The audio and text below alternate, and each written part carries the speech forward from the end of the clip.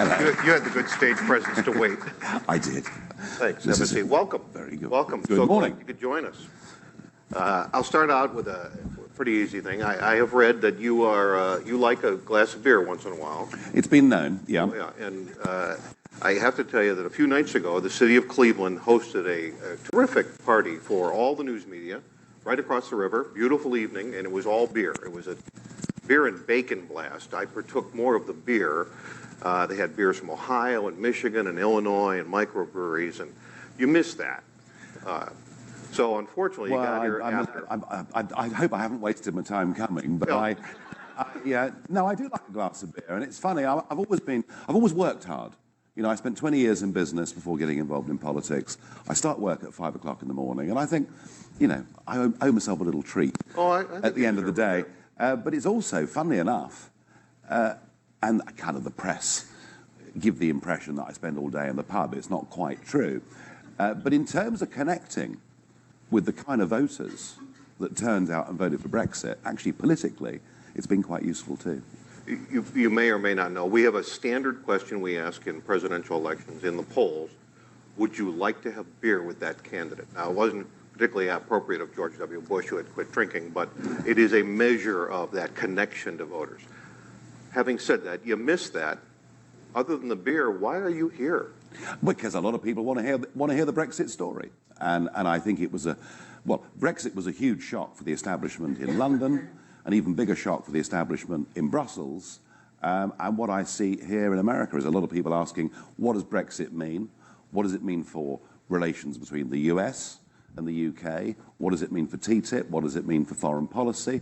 And I think there are one or two Republicans that I've spoken to who think, well, okay, if the Brexit campaign reached the beer-drinking voters, if you like, but the guys who don't normally vote or have given up voting 20 years ago, if Brexit reached those people, how do we, as a party in the run-up to these elections, reach the same people? But why here at the Republican National Convention? It's not a real traditional thing to have a significant foreign politician come into the sidelines of one of our conventions. Well, I was invited. I thought I'd come along and see it. And boy, you do things on a big scale in this country, I have to say. That was my first impression yesterday. What a huge event it is. Have you been over to the arena already? Yeah, I was there last night. I listened to Christie speak last night, so I had a look at that. And it's one big event, isn't it? It is a big event. Yeah. And we have another one next week. Yeah, which is even bigger, I'm told. Have the Democrats invited you to that one? No. No, nobody. I can't imagine why. Let's talk a little bit about Donald Trump.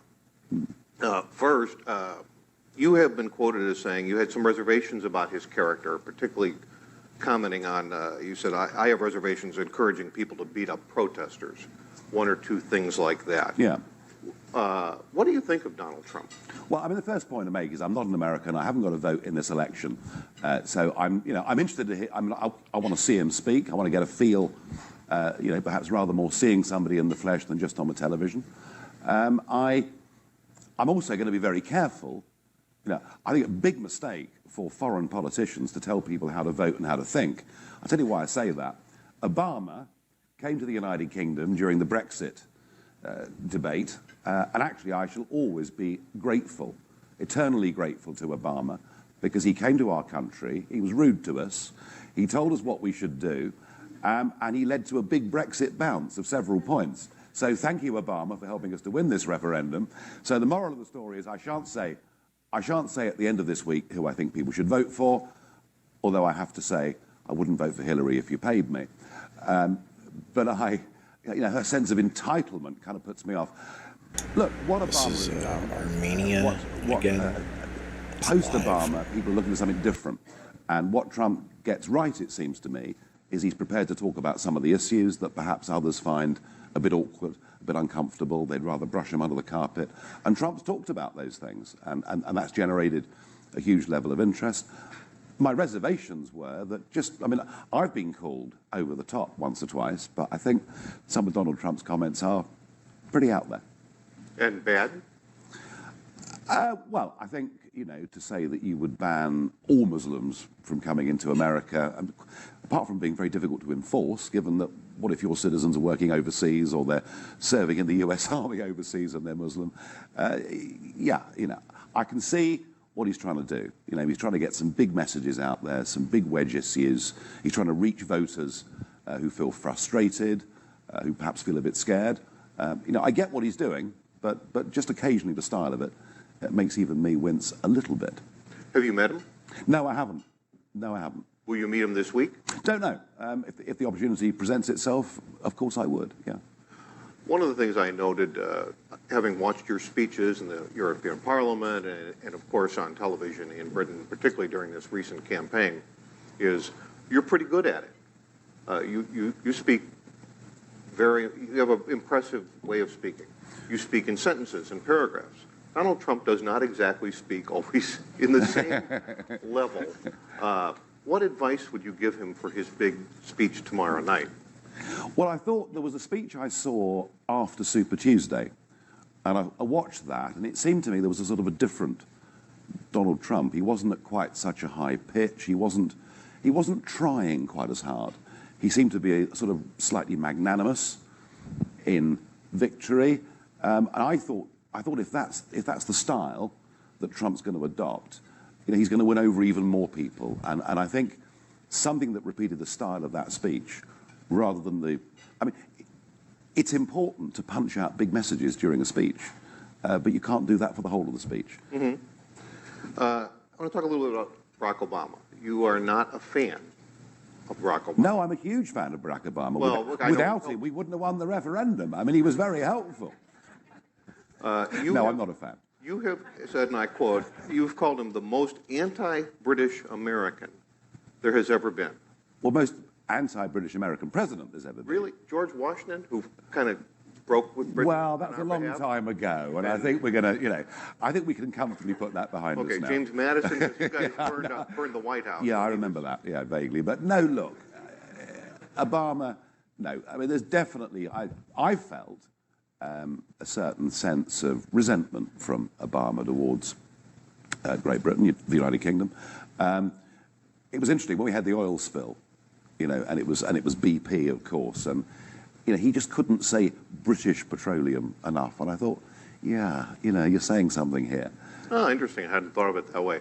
You didn't think this last visit kind of made amends? I know his first visit, he and the First Lady ruffled some feathers. I think there was a lot of criticism in the British press about the way the First Lady dressed when she met the Queen the first time. Yeah. You don't think they've smoothed that over in the number of visits since then? Well, I'm sure that when they go to Buckingham Palace, they're probably quite well received. But and certainly in Downing Street, they've been well received. But no, frankly, I thought that the way that Obama behaved during his visit, during the Brexit campaign, he kind of was talking down Britain. He was telling us that we should stay part of an organisation where our parliament was overruled, our courts were overruled. He was telling us to do things that he wouldn't for a moment suggest that the American people should do. And I also think that I think the State Department, I think frankly American politics has completely misread what the European project is.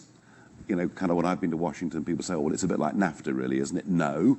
It is a political union, and it's one that's being forged actually without the consent of almost anybody. And the big mistake, I think, is what the State Department line has been, is, well, that's okay. Provided the United Kingdom is inside the European Union, we will get a European Union that is closer to American interests. And where the truth of it is that we are very close allies, we're big trading partners, and now that we're freed from the shackles of political union, we can get on doing trade deals together, and your best ally, your best foreign policy ally in the world, is now free to act independently. So I think Washington's had this wrong for a long time. Talk a little more about the comparisons of the Brexit movement and what's happening here, particularly with the Trump campaign. What lessons we can learn, what lessons we should avoid? Well, I think the big one is that, capital cities, perhaps necessarily, that's where big decisions politically get made. It's where the big media operate from.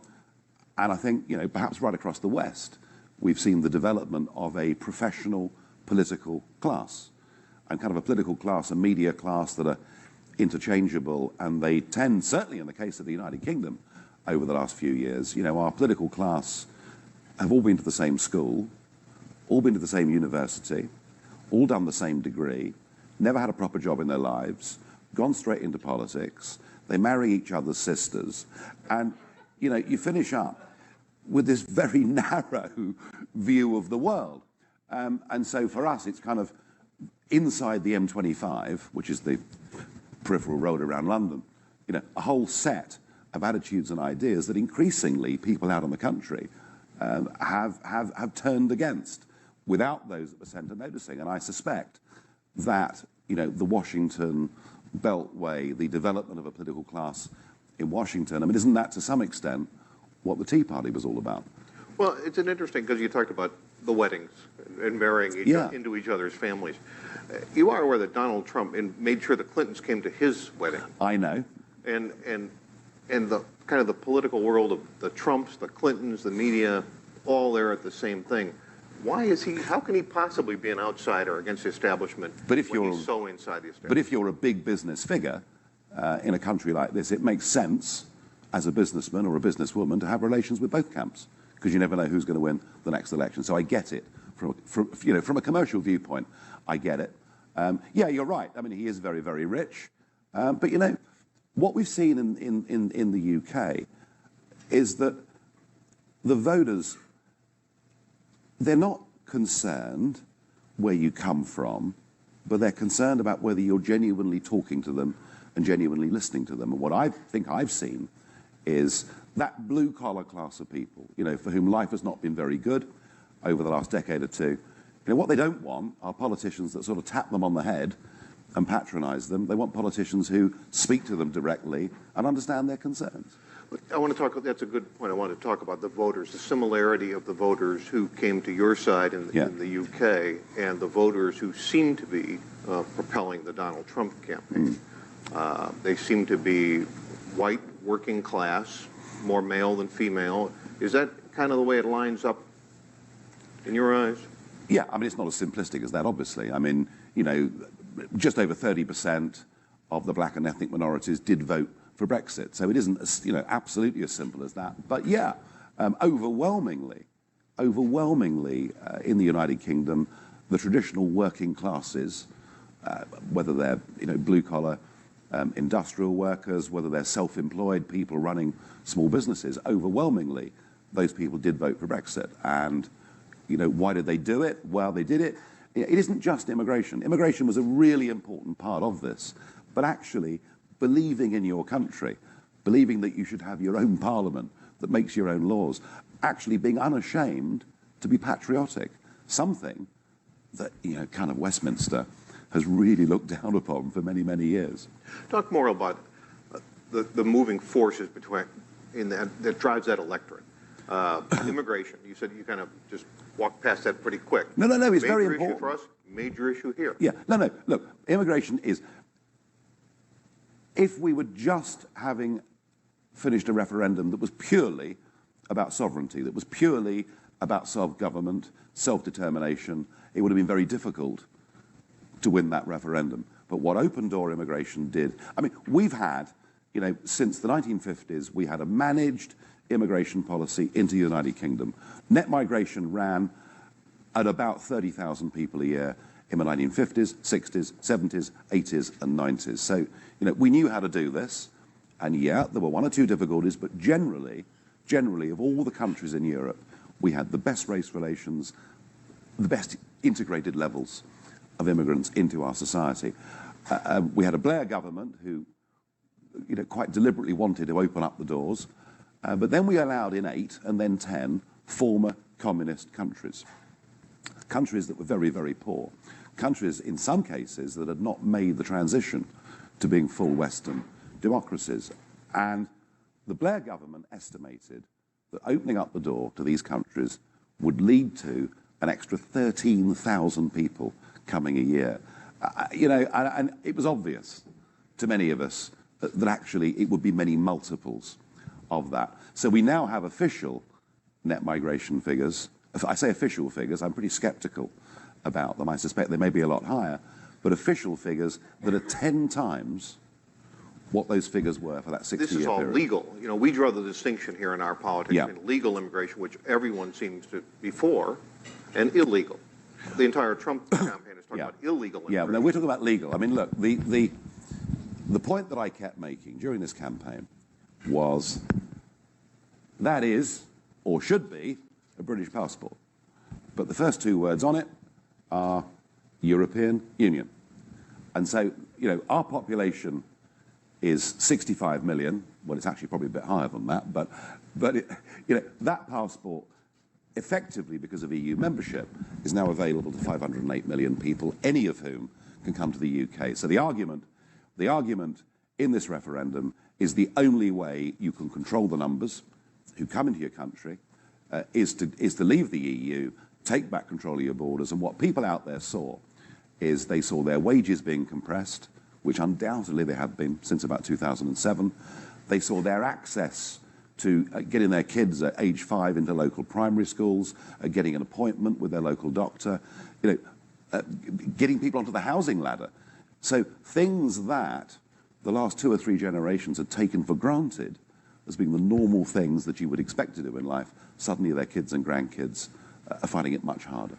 In this immigration thing, which is similar, not exactly the same in your country and ours, a lot of talk about Muslims, particularly from the Middle East. I believe you at first talked about Muslims, then we should let them in, and then change it to it should be mostly Christians, particularly from Syria. Is that correct? No. I mean, what I talked about was who qualifies as a refugee, and it's pretty obvious that the tiny Christian population in countries like Iraq and Syria, you know, are genuinely being persecuted because of their religious belief. And, you know, we're a country that has given refuge. I mean, my family were refugees. I mean, going back 300 years, but they were French Protestants, you know, being burnt at the stake for their beliefs. I'm sure some in Westminster would like to bring that back today. But no. We've always done that. We've always given refuge to people. What the European Union has done, and, you know, and I warned about this last April and last May, they've implemented an EU common asylum policy that has drawn the boundaries of who qualifies to be a refugee stroke asylum seeker. They've drawn them so wide that it means countless millions of people can come into the European Union. And I think they've made a real mistake. Do you, before the full disentanglement, before the, you know, you actually exercise the exit, will there be a kind of a flood of migration into the UK? Well, there may well be. Before that wall goes up? Yeah, I mean, it's not. Look, we are not. I had this language all through the referendum. Nigel Farage wants to pull up the drawbridge, as if we want to sort of go back 500 years and defend the White Cliffs of Dover. I don't want to pull up the drawbridge. I want to control who comes over the drawbridge. And that's why we talked in the campaign about an Australian-style point system, you know, where it isn't just the numbers that come in that you're in control of, but you actually choose the people, whether it's by qualification, whether it's, you know, checking criminal records or whatever else it may be. Frankly, I mean, what we talked about in the Brexit campaign was being like every other normal country in the world.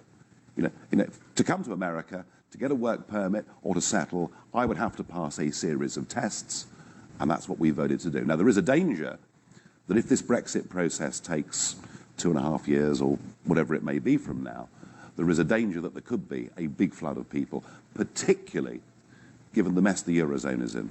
You know, Greece is once again heading for some repayments that she can't possibly meet, and the Italian banking system is in a very, very perilous state. So I think the British government at some point in time is going to have to say, hang on, everybody that's come legally will have fully protected rights, but from this moment on, we're going to do things differently.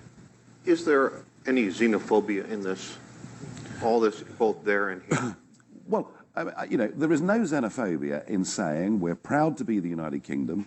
We believe in our own parliament making our own laws, our own Supreme Court being the arbiter of what is right and what is wrong.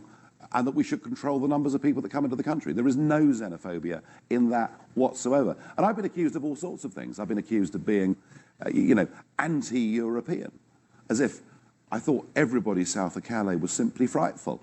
And it's just not the case, And I worked for a French company for some years. I mean, all right, they sacked me, but I'm not bearing a grudge about it. And I'm married to a German.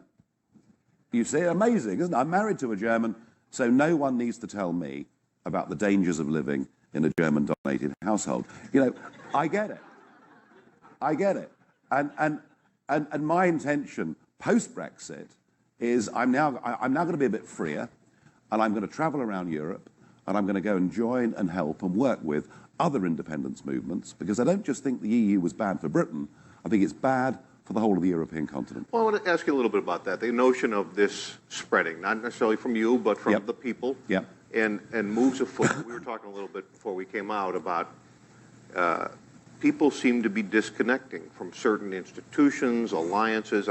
I've been talking about the conventions themselves in America may soon be out of date, partly because half the country doesn't call themselves Democrats or Republicans anymore, not to mention technology doesn't really make it necessary for us to be in this lovely city, and me enjoying the beer that you didn't get to taste. There was a report out this week from a great polling institution here, the Pew Research Center, that now a majority of Americans don't call themselves any religion. And then we have this, which in Britain and here, is this an international movement afoot to disconnect, pull back, isolate? What's going on? Well, disconnection with politics. I mean, we're back to where I was, about this development of political classes in capital cities who have a set of priorities that increasingly aren't shared by people in their own countries. I mean, what is fascinating about Brexit is that we had such a big turnout. Over 70% of people voted. In certain age brackets, it was nearly 90% of people that went out and voted in this referendum. So Brexit re-engaged people. I mean, people in Britain are talking about politics again. Now, whether that's a temporary phenomenon, because it was just there for this vote, whether it's going to have some lasting consequences, I think that's very difficult to say. But what I would point out is that right across the European continent, there are countries whose attitudes towards being governed from Brussels are very, very similar to the British. So, I do think that we're going to see more referendums. Would you, if there's a movement and it's international, what name would you put to it? What would you call it? It's not Brexit. Is it just exit? European Democrats. People who want to live in democratic nation states that trade together, cooperate together. I want to be good next door neighbours. There are lots and lots of things where we need to cooperate. We're living in the same time zone. There are lots of things we need to do. But the idea that you should surrender your democratic rights to a set of institutions in Brussels is absolutely crazy. So I think I think there'll be big pressure for a referendum in Denmark, so we could get Dexit.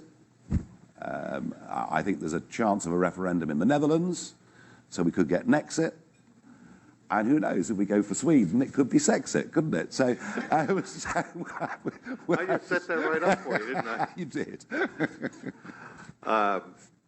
What about other alliances? What about NATO? Our candidate has called it, I shouldn't say our candidate, Donald Trump has called it obsolete. Are we going to start seeing disentanglement from other alliances, like military alliances? No, I mean, NATO's got some problems with definition. It was very clear in the Cold War exactly what it was there for. It's been slightly less clear since. But do I think it's an organisation of value? Yes, I do. I just think it needs to redefine what it's there for. I also think that in terms of NATO and in terms of Anglo-American relations and foreign policy decisions, we're now in a much better position than we were before our Independence Day, which was June the 23rd, because increasingly we were seeing the European Union foreign policy developing in a way where we stopped speaking as a nation in many parts of the world. We allowed the EU to do it for us, whether that was over Iran or the Ukraine, but that was what was happening. And of course the plans for a European army, very ambitious plans for a European army. Now you might say that actually whatever ambitions Mr. Juncker may have, the reality is that military spending within the EU is so small, but now that the UK is not going to be a part of that, I think actually effectively the idea of a European army now diminishes. And that's good, because I think that would have been a direct threat to our relationship through NATO. So I'm very optimistic about the future. On military, particularly in Europe, you have been quoted talking about Vladimir Putin in terms not dissimilar from Donald Trump, that you respect his abilities, you don't like him As a person, but, yeah. But you respect, Yeah. and Trump has said similar things. Talk a little more about what you think of Putin. Well, I thought, I mean, look, you know, I wouldn't want to live there. And for you as a journalist, it's not a great place to be. Dangerous. You know, you wouldn't last long, I'm sure. It is dangerous. Now, look, I'm not a fan of Putin, but I thought in 2013, you know, we were on the verge of getting involved in yet another Middle Eastern war, namely Syria. And I think a lot of what Putin said made us think again. I've been kind of misquoted on this. I think what the EU did with the Ukraine was a huge mistake. You know, Mr. Cameron, who's gone now, but Mr. Cameron, the biggest cheerleader of all, saying that we should take the Ukraine into the European Union, we should take the Ukraine into NATO, and effectively what we saw was an elected leader of the Ukraine, albeit a corrupt one, but an elected leader toppled by a movement to get the Ukraine to join the EU. And I think, you know, the one thing about Putin, if you think he's a bad guy, you know, don't poke him with a stick. Because if you poke him with a stick, as we did in the Ukraine, he's going to respond. What do you think of your new government? Did you think it was the new cabinet was going to end up split between people in favor of leaving Well, and people like a prime minister on the other side? I mean, look, I didn't want Theresa May to become prime minister because she'd backed the Remain side. So it seemed to me, when I'm told it's okay, Nigel, she only backed Remain, she didn't really mean it. Well, you know, come on, I'd like to see, I've seen a bit more courage. But look, she is our prime minister.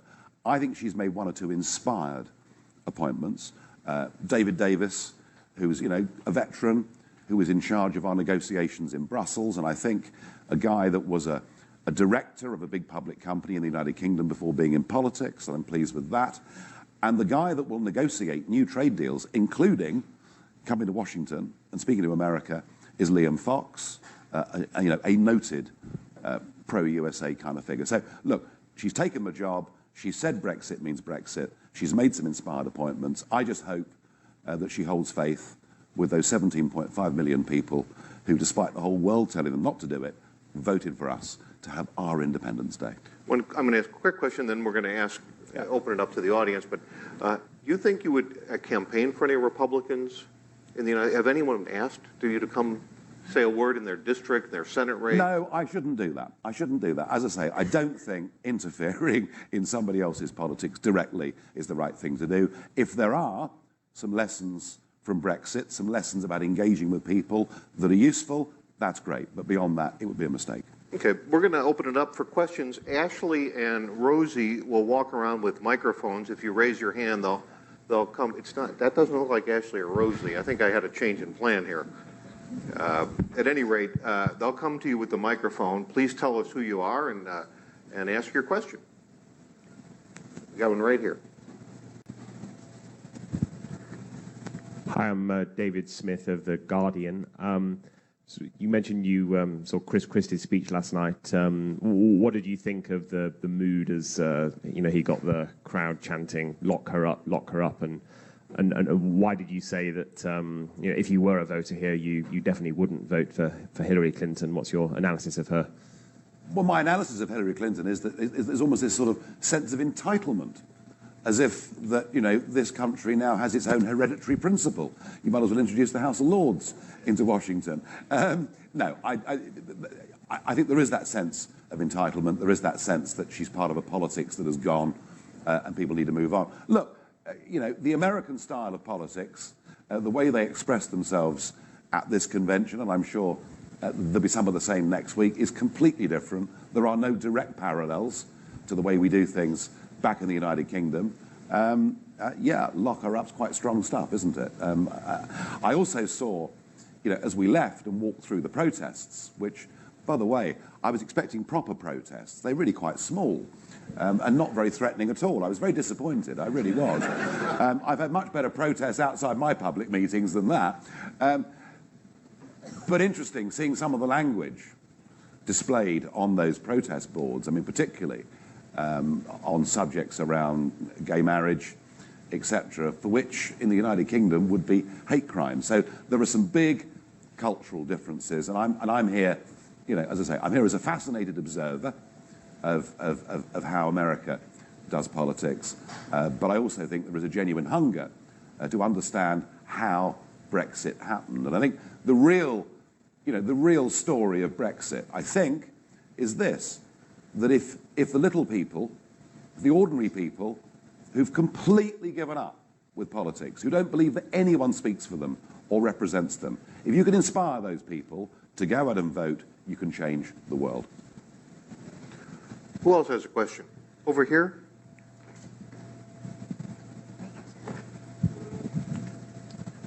Hi, I'm Mark McKegg. I'm a delegate from Texas.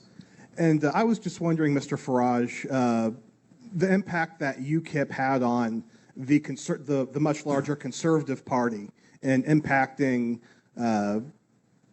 its manifesto, impacting the way it campaigned and it governed. How would you say that you and UKIP were able to sort of steer the course of the Conservative Party in the governing style of the elected leadership in London?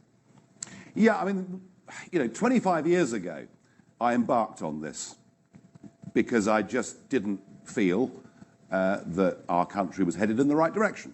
I felt that the European project, which my parents had bought into as being about trade, as being about being good neighbours, I could see the political dimension. And we had a big treaty 25 years ago called the Maastricht Treaty. So I've been doing this for 25 years. And one of the big questions was, should I try and do this through UKIP, or should I do it as part of the Conservative Party and by trying to work from within? All right, so that's one of the great debates and perhaps dilemmas that I faced all those years ago. And it always seemed to me that I kept bumping into people at about the time of Maastricht, and I'd meet Tory MPs who'd say, and I'd tell them what I thought about our membership of the Union, and they said, well, we completely agree with you, Nigel. And I said, well, why don't you say so in public? Oh, well, it's all, it's all a bit difficult. I might get deselected.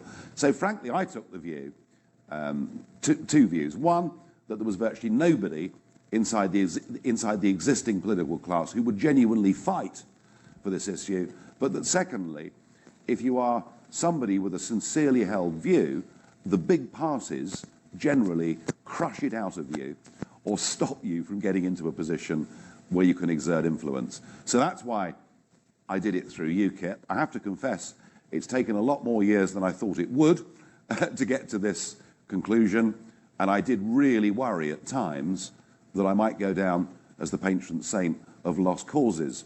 It's taken a hell of a long time, but ultimately it was the threat that UKIP were beginning to pose to the Conservative Party. Incidentally, now we pose it to the Labour Party, perhaps in an even bigger way, because some of these big issues cross the traditional left-right divides of politics. So I would say this to you, there is absolutely no way that David Cameron would have made the promise of a referendum if it hadn't been for the threat of UKIP. And when it came to the referendum itself, it was really vital that we got Boris Johnson and Michael Gove appealing to that Conservative vote. We had figures on the left appealing to their vote. And I think what UKIP did in the referendum, again, that was crucial, was I think if anybody got those people out to vote who hadn't voted in 20 years, it was us. It was our campaigning style. So as far as I'm concerned, difficult though it's been, and if you take on the establishment, they're pretty rude to you. They don't sort of come along with a tray of gin and tonics and say, jolly well done. But I have to say, it's all been worth it. Who else wants to ask a question without a tray of gin and tonics? Right over here. Someone's coming to you, right behind you. Hello, Mr. Farage. Tim Stanley. I'm from the London Daily Telegraph. I know you say you're here to talk about Brexit and how that happened, but you have been to Republican and Conservative conferences before. I know you've been to CPAC in the past, and you're not going to the Democrat ones. You don't have good links with liberals in this country. I know you've said that direct comparisons are useless, but what do you think UKIP and yourself do have in common with the Republican Party? Not necessarily Trump, but with the Republican Party and the conservative movement, what similarities do you see with UKIP, and what are the differences? Can you crystallize those for us? Well, there are some quite big differences in terms of perhaps attitudes towards gun policy. And these are the big, and we talked about it a moment ago, these are the big cultural differences that exist between this country and our country.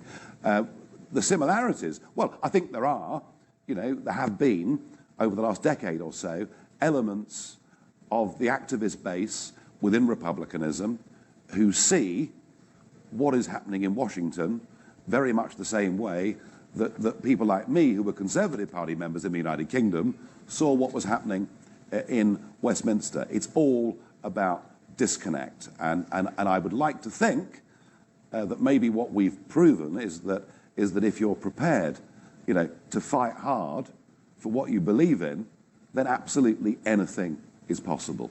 And I think there is clearly, some of the attitudes towards Washington and the disconnect that exist within America, I hear quite similar echoes of the same statements being made about Westminster and Brussels. I think there's one over here. Well, a couple, we can go back to back. Hi there, I'm Daniel Dale from the Toronto Star newspaper in Canada. You helped pull off something that was seen by many as wildly implausible at one point, and so has Donald Trump. When he started to rise in the Republican Party, to the forefront of this field and then to the nomination, did you say to yourself, oh, I could have seen that coming, or was it as crazy and shocking and amazing to you as everyone else? I'm not in the least bit surprised. Not in the least bit surprised. What Trump has done, he's taken on the establishment, not just in Washington, within his own party, he's taken on the establishment. And now I could see the way this guy, as I say, this is not full-throated support, but I can see the way this guy makes an argument, causes a storm, then when he gets condemned by everybody, rather than retracting, he just goes that little bit further. Yeah, I've been watching this with great interest. I think I'm not surprised that he got the nomination at all. It's a bit tough to say who's going to win at this moment in time, but just maybe he will reach out to those voters, and maybe there are big similarities between those voters and some of these people who voted for Brexit. So, I think everyone's been astonished at his rise, but I suspect it's probably not over yet. I think there's another one at the same table. Quite tough to see, isn't it? Thank you. Tom Leonard from the Daily Mail of London. Just a small point, maybe. What do you think of his appointment? It's great. We've got a foreign secretary who is going to raise Britain's profile all over the world, and at the same time, he'll also make people smile a bit too, and that can't be a bad thing in a world where we don't smile enough, perhaps. No, listen, I think it's very, very good. The three Brexiteers are in position. They've got the jobs. I know there are some who are cynically saying, oh, well, if they mess it up, then she's able to say, well, it was all their fault and this was never deliverable. But I just don't take that view. I think there are three people there who are committed to this. And I just hope that we've got the courage, particularly with Brussels, to recognise just what a strong hand we've got and to play it properly. And, I'm in no doubt that by 2019, we will be out of the European Union. What I question is exactly what deal we're going to get. And perhaps the ultimate Brexit test is, at the next general election, will we have back our international territorial waters? Will we have back 200 miles of the North Sea that is ours? Or will we have shown ourselves to be a bit weak-kneed? And I very much hope that all of those things happen. I can't see everywhere in the room. Any other hands up? Well, yes, hello, Mr. Farage. Oh, I've got one here at the back. It's Paul McLeod from BuzzFeed. There was a perception on this side of the pond that seemed kind of odd when the Brexit side won, and then people like yourself stepped down. Boris Johnson stepped down from running for the prime ministership. And the other two Brexiteers are people that I share platforms with all over the country. So, as for my position, look, I was, and as I explained to the gentleman from Texas, what I've done in politics, I've done from the outside. I've tried to change opinion. I've tried to raise issues that other people didn't want to talk about. And I would like to think that with my supporters in UKIP, we've changed the political agenda. We've changed the centre of gravity of British politics. I am staying on as an MEP, as leader of a group in the European Parliament, to see this process through. And I will, as this process unfolds, I will get up in the European Parliament and make my friendly and constructive speeches that I always do there, which I've no doubt they're looking forward to enormously. So I'm doing my bit. As far as UK politics is concerned, and this procedure over the next 2.5 years, there's nothing I can do. I'm not in the governing Conservative administration. So yeah, I'm taking a bit of a step back in terms of not going on leading a political party into the next domestic set of elections. But, my motivations, I wasn't one of those people, who went from university into a research office and always wanted to be an elected politician. I'd never even thought about being in elected politics until I was in my 30s. I got involved in this because I had one great cause that I wanted to fight, and that was getting my country back. And that's what we've done. That's what we've done. So I'm perfectly happy with where I am. Just to wrap up, it's got to be very, very quick. Hi, thanks very much, both of you. My name is Ruth Sherlock. I'm from the Daily Telegraph as well. Mr. Farage, you mentioned that you criticised Obama for coming in, intervening in British politics over Brexit, but Donald Trump did the same. He came to the UK, he spoke out in support of Brexit. Do you condemn him in the same way? And secondly, very briefly, Mr. Trump's kind of rise here has also been people in white nationalist movements have been quite excited by this. And the party platform of the Republicans is kind of moving quite far to the right. Is there a concern that in this kind of nativism, some kind of dangerous trends emerge? Thank you. Okay.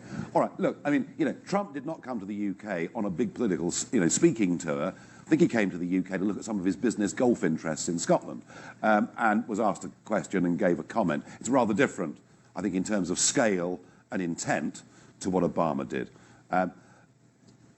Look, I know that since the referendum, there are one or two people who have behaved very badly towards foreign people in our country. There were one or two people behaving badly towards them before a referendum was even talked about. There are always, in any society, some elements, who loathe virtually everybody. They're few in number. There is absolutely nothing that I've ever tried to do that wants to inflame that or make it worse. Actually, I would say this to you. I think what the European Union project has done by taking away from people their democratic rights, by willfully trying to get rid of their national identities into this new supranational order that no one recognises. Why have we got Golden Dawn? Why do we have an avowedly neo-Nazi party? This is not a term of abuse. They call themselves neo-Nazi. They're proud of their neo-Nazi roots. And why are they the third biggest party now in Greece? Well, I'll tell you why. Because actually, if you take away from people their democratic rights, they will move towards the extremes of right and left in politics, or perhaps even towards violence and direct action. So I genuinely believe that getting a Europe of democratic nation states, not only will Europe guarantee through doing that it's at peace, but I think that's the way we stop real extremism. To wrap up on a more upbeat note than neo-Nazis. Yeah, well, but it's true. Almost every other note is upbeat from Yeah. the neo-Nazi. I would just thank you very much for coming, and I would point out behind us is the Cuyahoga River, which in the dark days of pollution in America once actually started on fire. There is a beer here called Burning River. Wow. Enjoy one and let me know how it is. I will. Thank you very much. Thank you very much indeed. Thank you. Thank you. Thank you. And by the way, on British politics, we